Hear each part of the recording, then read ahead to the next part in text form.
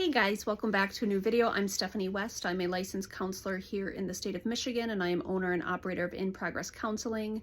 Today we're going to talk about a balanced approach to passes and fails, or to wins and losses, or to just living life in kind of a more balanced position. And it often can feel a little hard in therapy, and I wouldn't really go this route unless there was a really entrenched relationship built with a client. But there are times when a client might come in and the thing that's happened is the most colossal fail and they just suck. Or the thing that happens is the most colossal win and now they're just on cloud nine. And there's often a balanced conversation we have about what does it mean to magnify those two postures.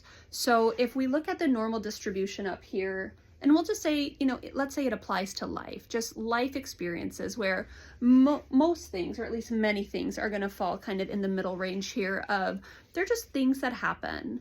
And we're going to have a few outliers that are maybe really painful, really hard, or let's say they're epic fails. Let's say they're things that we are not proud of, or we're really haunted by, things we're really uncomfortable with. And then over here, we have these things that maybe delight us, these things that are really cool, really neat things we get to experience, or the highlight reel of our life.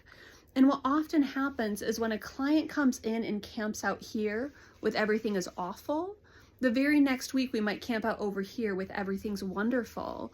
And there's this vacillation that happens, like this emotional whiplash of life is awesome, life blows, life is awesome, life blows. And then when a series of something happens on either end of the pole, there's this, reappraisal of life in general, like everything's colossally awful, or we're just flying on cloud nine. And often there's this need for balance that can help pull us away from the poles, but it means that when big good things are happening, we say, yes, I love that. And your value is not tied to that. And when hard things happen, it's like, oh, I hate that for you. And your value is not tied to that. And so there's this bigger conversation that we often are invited into having about how do I stay balanced when the really good is happening or the really hard is happening without it becoming a threat to me or to my identity or to how I orient the world. It doesn't mean there won't be times of readjustment or, things that we have to integrate and get more comfortable with. But it means that when our brains are like, you're so awesome, you did the thing. It's like, yes, celebrate that. And I'm going to keep going on living my life. And most of it's going to be plugged into the normal here. And just because I've done something spectacular or neat, it doesn't enhance my value. Just because I've done something really mistaken, or it's a misstep, or it's a fail, that doesn't affect my value. Now, will I have to deal with the consequences of it? Will I have to feel the emotions of it? Of course. But just because you have a win, it doesn't make you automatically worth more. Just because you have a loss, it doesn't make you automatically worth less. And so it's important with clients, and it's important, I'm saying this to myself in my own life, to not ping my identity in either direction.